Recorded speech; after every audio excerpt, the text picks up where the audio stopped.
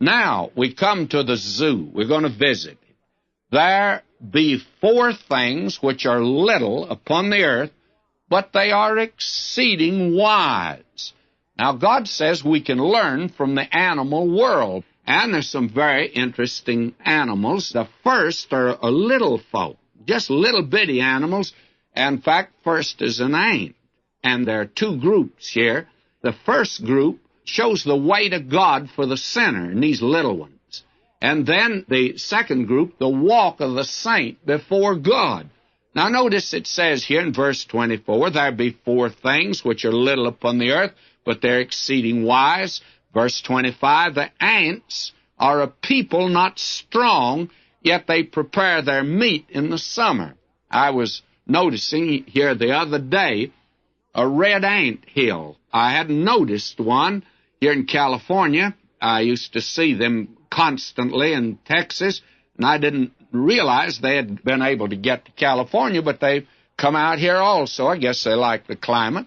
And there was quite an ant hill. And as I looked at it, I thought of this proverb here. The ants are a people not strong, yet they prepare their meat in the summer. Now, they're wise, and we can learn from them.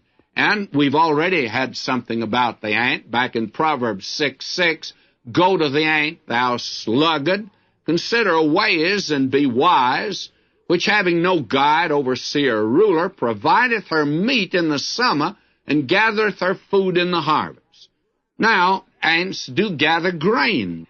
They do it in Texas, and they do it in Palestine. I've seen one of these little ants carrying a grain of wheat or oats bigger than the ant, but was carrying it right along. We hear the expression, busy as an ant, or busy as a bee.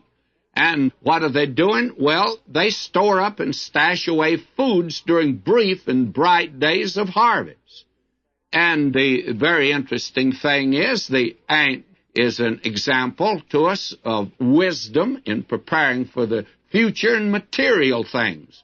Somebody says Christians ought not to have insurance and they ought to trust the Lord. My friend, I think you ought to have the Social Security since it's available. You ought to have insurance. You ought to save your money. You ought to buy a home. Sure, make a will, provide for your loved ones for the future. Certainly you're to do this. If you don't believe it, go look at the little ant. He's taking out insurance on all those things. But it also has another message. There are so many people make no arrangements beyond death. Oh, they even go to the undertaker and arrange for that. You heard about the undertaker that had a layaway plan, pay now and go later. He had reversed it, of course.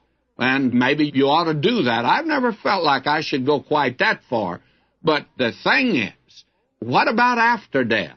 Only for a few fleeting moments of time are we here, and there's no preparation for the endless ages of eternity. Care for the physical body and neglect of the soul. It's said that that wicked emperor of Rome by name of Hadrian, when he was dying, he made this statement. He says, no more crown for this head, no more beauty for these eyes, no more music for these ears, and no more food for this stomach of mine, but my soul.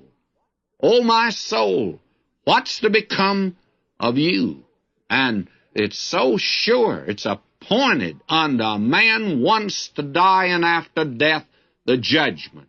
And you can live for this life only, eat, drink, and be merry, for tomorrow you die. You can build bigger barns. But, my friend, there's a day coming, and God says, flee from the wrath to come. Prepare to meet thy God, and while it's called today. Now, that's the first little insect we visit.